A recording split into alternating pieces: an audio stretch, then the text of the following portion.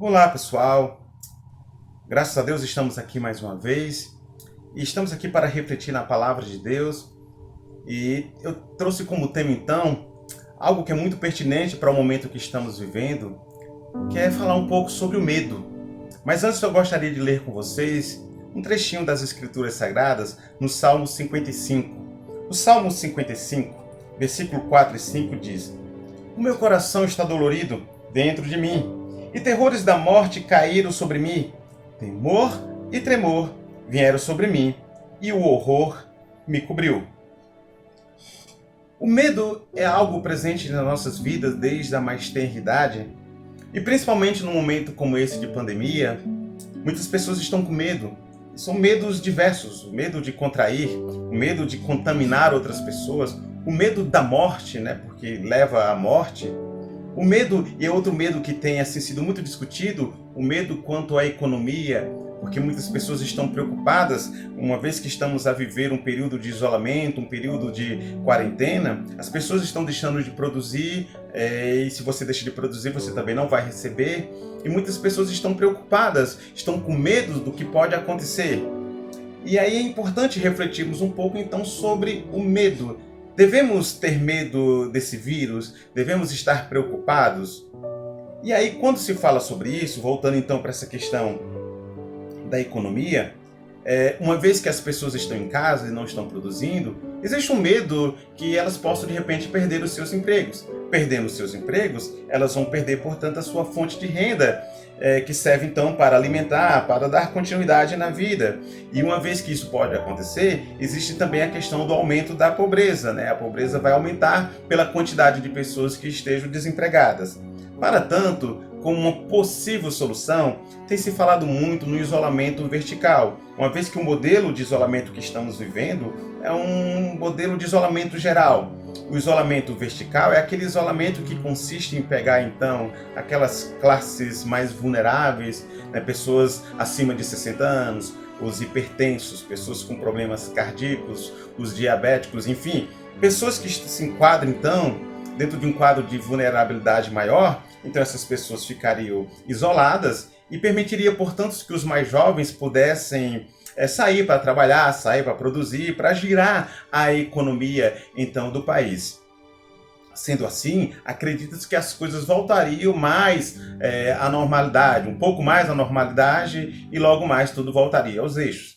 Um outro argumento que busca dar apoio ao isolamento vertical é que os mais jovens, ao transitar pelas ruas, possivelmente muitos iriam contrair então o vírus, mas por terem um organismo assim mais forte, eles não iam ter problemas, iam ficar curados, iam, né? Enfim, problemas teriam, mas iam ficar curados, e aí eles iam ficar imunes a isso tudo. Então tem se argumentado muito sobre essa questão do isolamento vertical. E claro, existem os contra-argumentos, né? Porque quando você pensa, por exemplo, em pegar uma quantidade enorme de idosos, pessoas acima de 60, enfim, e colocar então no isolamento vertical, nós temos que ver, por exemplo, na nossa região, a dificuldade que tem sido, uma vez que estamos vivendo esse isolamento geral, de manter muitos idosos dentro de casa, né? As ruas estão lotadas aí de pessoas que não entenderam ainda a realidade, não entenderam o perigo disso tudo e vivem aí a transitar tranquilamente como se nada tivesse acontecido. Então, o primeiro passo era criar uma forma de pegar então esses idosos e poder realmente colocá-los em um isolamento vertical,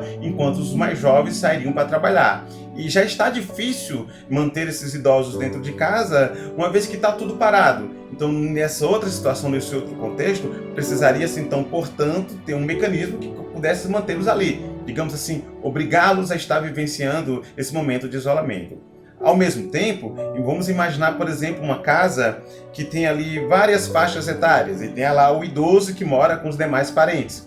Então esse idoso está isolado dentro de casa e os mais jovens estão saindo, né? O pai, a mãe, enfim, filhos estão saindo para trabalhar. Então, se ele contrai então o vírus lá na rua, ele vai voltar para dentro de casa. E como fica então o contato com este idoso? O que vai fazer, portanto? Vai isolar esse idoso dentro de uma casa de que forma? Então, existem os contra-argumentos a essa ideia do isolamento vertical, porque possivelmente não daria certo, segundo esses argumentos. E aí, qual é o melhor caminho a ser seguido, então, diante disso tudo? Porque ou vai se optar por um isolamento vertical, para que muitas pessoas possam ter os seus empregos e gerar uma renda e poder alimentar a sua família, ou então vai se optar então por um isolamento geral, que é o que já está acontecendo, mas aí tem esse outro risco de pessoas perderem os seus empregos, e ainda mais que temos esse momento que não há ainda um plano de governo que contemple o todo, né, que possa garantir que o todo vai conseguir passar por isso tudo. E, ao que parece, nós estamos numa posição entre a cruz e a espada. É uma situação muito difícil, muito complicado, e eu confesso que eu não tenho assim o gabarito necessário para poder opinar de um lado e de um outro. Eu acredito que os dois lados têm argumentos muito fortes, mas os dois lados apresentam muitos riscos. Contudo, nós temos que pensar por aquilo que mais preserva a vida, porque nós somos cristãos, e como cristãos, nós temos que preservar a vida. A vida é o mais importante, e por isso tem que se buscar uma forma, um meio que possa preservar a vida. Em primeiro lugar, muito mais do que a economia, o que está valendo é a vida. Mas entendemos que a economia é importante para a manutenção da vida. Então é uma situação complicada, porque você vai de um lado, você vai para o outro e encontra, portanto, todas essas dificuldades, todas essas barreiras. E aí tem outra discussão que tem surgido em meio a tudo isso. Alguns líderes religiosos, alguns pastores têm falado sobre a importância de manter os templos abertos, de manter a igreja aberta, porque acredita que a igreja é um lugar que visa tratar a pessoa, principalmente aqueles que estão com medo diante de tudo que está acontecendo, diante de tudo que está passando. Então a igreja, o templo é esse ambiente, é esse espaço que pode ajudar a pessoa a se fortalecer em meio a tudo que tem acontecido. E aí algumas pessoas então têm acusado esses pastores, esses líderes religiosos, porque só estão querendo fazer isso, manter os templos abertos, porque estão pensando em arrecadação, estão pensando em dinheiro, enfim. E assim, eu não quero duvidar que existam pastores mal intencionados, que realmente estão preocupados com essa questão da arrecadação. Por outro lado, eu também não quero acusar, julgar que todos os que estão dizendo isso estão pensando unicamente em dinheiro, estão pensando em arrecadação. Eu acredito que existe muito líder sério que defende que a igreja deve permanecer aberta por uma questão que acredita que ali é uma forma de reunir, de congregar pessoas, e nesse ajuntamento maior as pessoas poderem ser tratadas, receber um consolo de Deus, receber uma ajuda de Deus através do ajuntamento. Então eu acredito que muitos daqueles que têm falado sobre isso não estão visando apenas dinheiro, não é dinheiro, e sim pensando no bem da outra pessoa, pensando naquilo que vai fazer bem. Ou seja, eu acredito que tem muita gente boa intencionada. Mas quando se fala de boas intenções, nem sempre as boas intenções são as melhores intenções. Então é isso que nós temos que ver. E outra coisa, o líder que defende que a igreja precisa estar aberta, ele precisa defender isso de forma embasada, de forma bíblica. Não é pegar a Bíblia e usar de qualquer forma para querer então embasar e justificar que as igrejas devem estar abertas neste momento de isolamento, neste momento de quarentena. E um dos argumentos que eu tenho escutado muito para que a igreja então permaneça aberta é a questão da fé. Ou seja, se nós somos um povo de Deus, que temos fé em Deus, devemos acreditar que Deus vai nos proteger e vai nos abençoar em meio a tudo isso.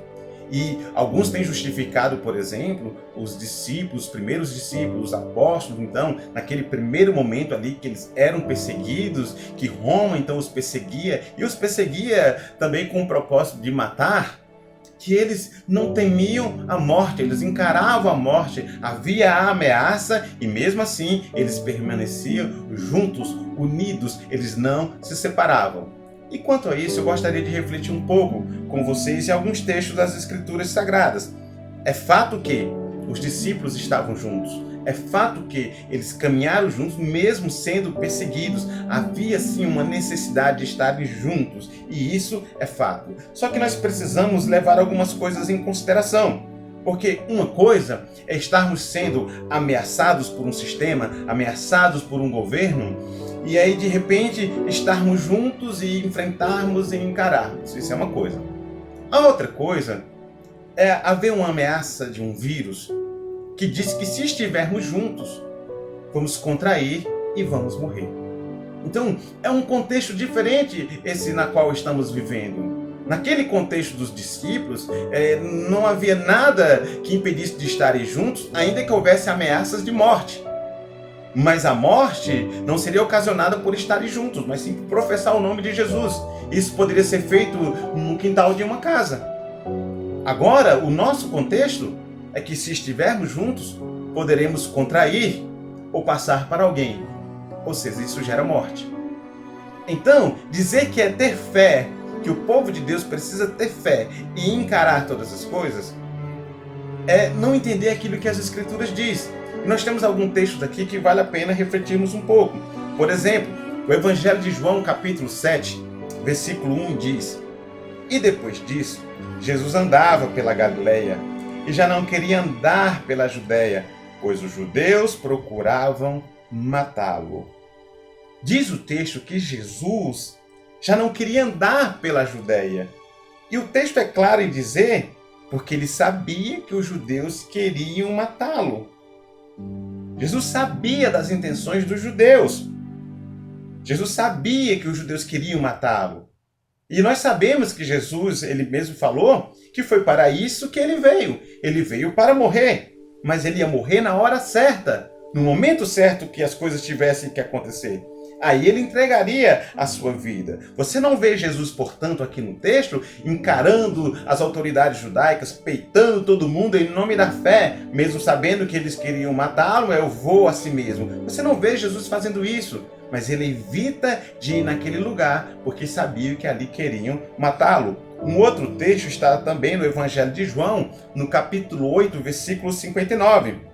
Então pegaram em pedras para lhe atirarem. Mas Jesus ocultou-se e saiu do templo, passando pelo meio deles, e assim se retirou. E é interessante você olhar para este capítulo, capítulo 8 de João, porque ele começa com uma pregação muito dura da parte de Jesus contra os fariseus. Jesus ele vai fazer algumas acusações nesse capítulo. Jesus vai dizer, por exemplo, que eles estavam vivendo uma mentira, eles não estavam na verdade, enfim, e que eles precisavam então conhecer a verdade para serem libertos pela verdade. Jesus, inclusive, vai chamá-los de mentirosos e vai dizer que eles são filhos do diabo, que é o pai da mentira. E Jesus também vai dizer com eles que eles haveriam de morrer nos seus próprios pecados. E por fim, Jesus vai afirmar neste capítulo ser o próprio Deus. Jesus ele vai dizer isso perante todos os judeus, enfim. E aí chegamos, portanto, aqui no versículo 59. Que depois disso tudo, do que Jesus disse, eles pegaram então em pedras para atirar em Jesus. E Jesus então se ocultou e saiu do templo, passando pelo meio deles. Os judeus pegaram em pedras para matar Jesus, quando ouviu Jesus fazer essa pregação muito dura, e dizer então que Jesus era o próprio Deus. Então eles resolveram matar Jesus. E diz o texto que Jesus então se ocultou. Jesus não ficou lá encarando em nome da fé. Pode jogar as pedras, eu sou Deus, eu vou resistir, enfim. Jesus não faz isso. Ele se oculta porque ele sabia do mal que queriam fazer contra ele.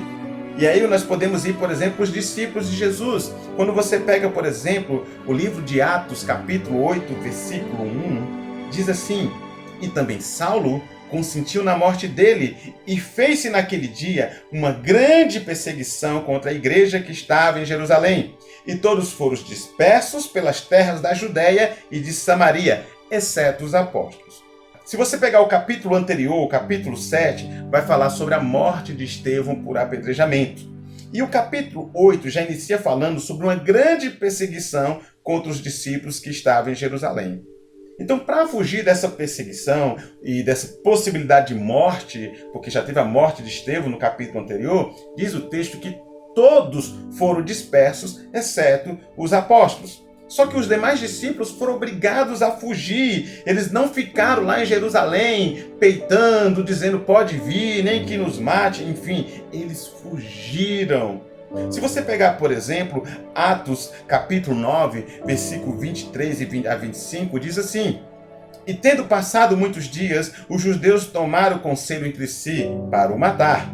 Mas as duas ciladas vieram ao conhecimento de Saulo, e como eles guardavam as portas, tanto de dia como de noite, para poder tirar-lhe a vida. Tomando de noite, os discípulos o desceram dentro de um cesto pelo muro. E aqui nós já temos um Saulo já convertido, que logo será chamado de Paulo. E Saulo, o apóstolo Paulo, havia pregado, portanto, em algumas sinagogas, e isso confundiu os judeus, porque todo mundo sabia que Saulo era um perseguidor dos cristãos. Mas agora Saulo estava defendendo aquela fé, defendendo o Jesus que ele havia perseguido.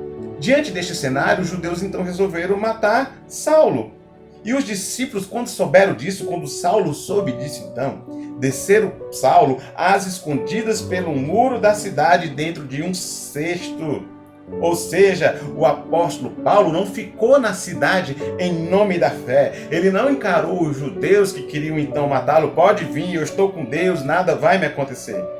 Ele fez o que qualquer pessoa sensata, o que qualquer pessoa de fé faria. Aliás, foi o próprio Jesus que também ensinou a respeito disso. Mateus capítulo 10, versículo 23 diz assim: Quando, pois, vos perseguirem nesta cidade, fugi para outra, porque em verdade vos digo que não acabareis de percorrer as cidades de Israel, sem que venha o Filho do Homem. Ou seja, em tempos de perseguições, Jesus deixa claro, deve-se sair do lugar onde está e ir para outro para preservar a vida. Claro, nós também sabemos, os discípulos não viviam se escondendo a todo tempo. Eles pregaram de forma audaciosa, eles encararam muitas vezes as autoridades judaicas. Mas quando a coisa apertava, quando a coisa estava colocando em risco a vida de pessoas, eles tinham que agir com prudência e fugir de contextos como esse. Quando a coisa apertava, era o que eles faziam. Se você pegar, por exemplo, a história vai mostrar que muitos dos discípulos se reuniram nas famosas catacumbas de Roma. Eles não tinham mais lugar para fazer culto, eles estavam sendo perseguidos pelo Império Romano. E o lugar que encontraram provisoriamente para se fazer culto foi o cemitério.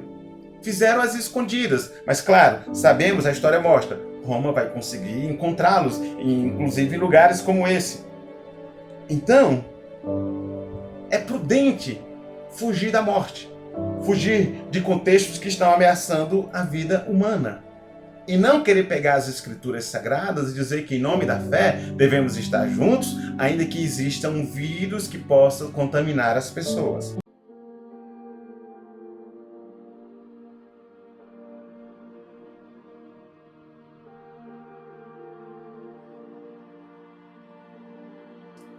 O que é que eu penso que todo líder religioso deve fazer num momento como esse? Deveria imitar os passos do grande reformador Martinho Lutero. Martinho Lutero, no ano de 1527, ele vai escrever uma carta. Isso porque a peste negra ela havia retornado neste período. Então ele escreve uma carta a um reverendo, o Dr. Johannes Rees, com o seguinte título: Se alguém pode fugir de uma praga mortal. Eu quero ler com vocês esse trecho aqui da carta. Ele diz assim: Pedirei a Deus para misericordiosamente proteger-nos. Então farei vapor, ajudarei a purificar o ar, a administrar remédios e a tomá-los. Evitarei lugares e pessoas onde minha presença não é necessária para não ficar contaminado. E assim, porventura, infligir e poluir outros e, portanto, causar a morte como resultado da minha negligência. You taught me the courage of stars before you left. How light carries on endlessly, even after death, with sureness of breath. You explain the infinite, how rare and beautiful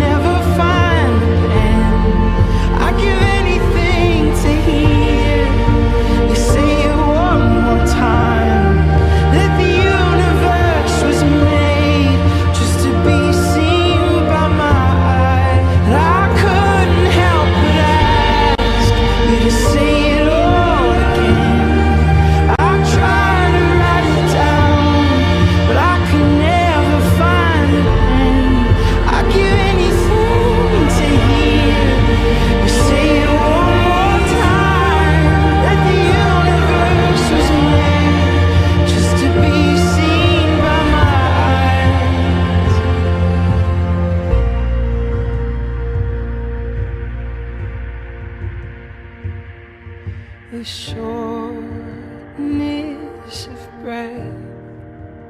I'll explain the infinite. Se Deus quiser me levar, Ele certamente me levará, e eu terei feito o que Ele esperava de mim, e, portanto, não sou responsável pela minha própria morte ou pela morte de outros. Se meu próximo precisar de mim, não evitarei o lugar ou a pessoa, mas irei livremente conforme declarado acima. Então Lutero, nesse momento de peste negra, ele escreve esta carta e ele enfatiza, portanto, a responsabilidade que todos nós temos diante de um quadro de pandemia. Claro, ele vai falar sobre isso. Existem profissões que realmente devem estar na ativa, que precisam cuidar dos doentes, que precisam tratar aqueles que estão apresentando os sintomas. E em nossos dias também reconhecemos que existem alguns estabelecimentos que precisam continuar funcionando para suprir a população. Existem também as ajudas humanitárias, aqueles que devem estar dispostos a ajudar aqueles que estão a sofrer em meio a tudo isso. Agora, quanto a você, se não existe nada que você possa fazer para ajudar essas pessoas de forma, digamos assim, direta, com certeza você pode ajudar, não ajudando a proliferar essa epidemia. Em outras palavras, você não pode piorar a situação. Isso já é uma grande ajuda. Porque se a sua ajuda é se afastar, então se afaste. Faça o que você pode fazer. E repito, não estou aqui a julgar as intenções de todos os líderes religiosos que vivem a dizer que o templo deve estar aberto. Reconheço que existe sim uma parcela de pastores que estão preocupados com as contribuições, com a renda, enfim. Mas eu reconheço que tem muita gente boa que acredita que a igreja aberta é permitir um ajuntamento de pessoas que estão ali em nome da fé para se ajudar. Só acredito que essa boa intenção não é a melhor intenção. É inviável. E nós temos então que entender que temos que seguir aquilo que está sendo determinado. Eu não sou nenhum especialista no assunto de pandemia. Eu não sou cientista, não sou especialista na saúde, eu não sou médico. O que resta então para mim é acatar as orientações daqueles que entendem, que estudaram o assunto, que entendem da coisa. Porque eu acredito, inclusive, que tais pessoas são usadas por Deus para a preservação da vida. E aí chegamos então ao versículo que eu queria tratar com vocês, que é sobre o medo. Eu sei que todos nós estamos com medo. E digo que não é errado ter medo. Porque enquanto o medo estiver embasado numa racionalidade, esse medo ele não é pecaminoso. Isso porque existe um medo irracional. E é esse medo que leva ao pecado.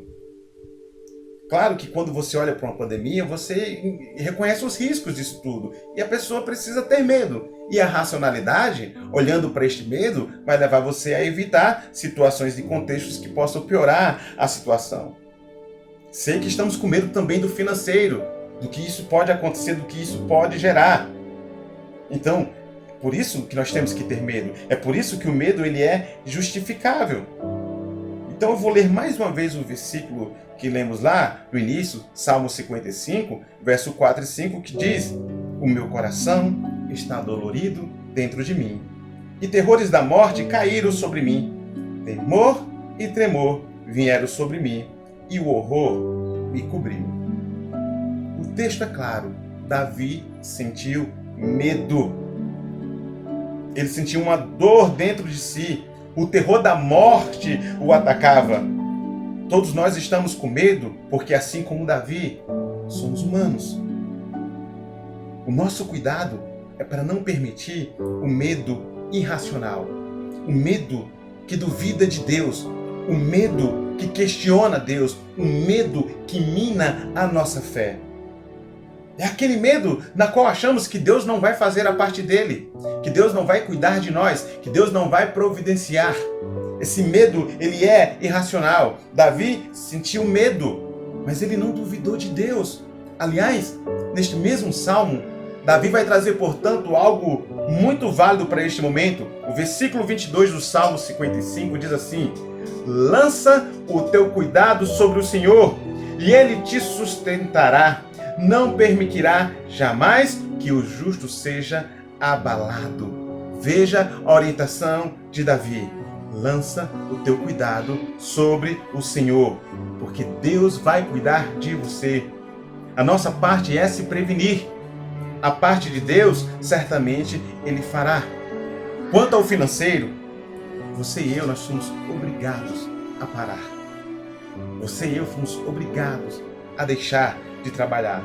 Você não parou porque você quis parar, porque você quis tirar uma férias, ficar de casa de boa. Você parou porque o mais importante é a vida. E as demais coisas nós haveremos de recuperar. Deus vai nos abençoar, nós vamos nos dedicar mais e mais ainda ao nosso trabalho quando tudo voltar. E Deus vai nos abençoar. Eu sei que não vai ser fácil para muitas pessoas, mas nós temos que confiar na ação de Deus. Então, para aqueles que são mantenedores do seu lar, aquele pai, aquela mãe que está muito preocupado com isso tudo, confie em Deus. Confie na provisão de Deus. Deus sabe de tudo que você está passando. Deus sabe que você foi obrigado a parar. Você não é o único que está abalado nisso tudo. Tem muita gente sofrendo. E Deus está vendo isso tudo. E Deus vai cuidar de todas as pessoas que nele confiar. Tudo vai voltar ao normal. E nós vamos trabalhar mais. Nós vamos nos dedicar mais. E nós vamos viver mais o reino de Deus. Nós vamos sair dessa situação vencedores em Cristo Jesus. Logo, essa pandemia vai passar. Logo, esse vírus vai ser vencido, vai ser derrotado. Logo vai ter uma vacina, logo vai ter um remédio. Eu não sei quanto tempo vai demorar para chegar esse logo. Mas nós sabemos que tudo isso vai passar. Enquanto isso, nós temos que confiar em Deus. Enquanto isso, nós temos que acreditar em Deus. Você está com medo? Lance os seus cuidados sobre Deus. Confie em Deus. Deus não vai desamparar ninguém. Não vai ter um que vai chegar no céu e dizer: Senhor, eu confio em Ti, mas você me abandonou, você me desamparou. Vai ser o contrário. Nós vamos chegar diante de Deus e reconhecer o quanto Ele nos ajudou nos momentos mais difíceis de nossa vida. Em meio a uma pandemia, veremos a mão de Deus. Então continue a buscar a Deus da sua casa, em oração, estudando as Escrituras Sagradas. Continue a ajudar pessoas pelos mecanismos que você tem acesso, as redes sociais, as mídias, enfim. Ore, busque a presença de Deus, porque em breve veremos a providência de Deus em nossas vidas. Vamos pedir a Deus pelos nossos governantes, vamos pedir pela população, pedir que Deus use, então, os governantes para que busquem uma solução o mais rápido possível e da melhor maneira possível. Enquanto tivermos que permanecer isolados, vamos permanecer isolados, obedecendo tudo aquilo que está sendo colocado para nós. Mas não permita que o medo enfraqueça a sua fé. Não permita que o medo afaste você de Deus. Tenha certeza que tudo isso vai passar. O medo faz parte do ser humano, mas não pode ser um medo irracional, que duvida de Deus, que questiona Deus, que pensa que Deus não vai chegar junto, que Deus não vai trazer uma solução. Deus vai cuidar de todos nós, como Ele tem cuidado até aqui. Um vírus não tem poder de derrotar a Deus. Deus é soberano, todo-poderoso. E se a sua vida está nas mãos de Deus, Deus vai cuidar de você. Lança, portanto, os teus cuidados sobre o Senhor. Que Deus te abençoe grandemente. Em Cristo Jesus. Amém.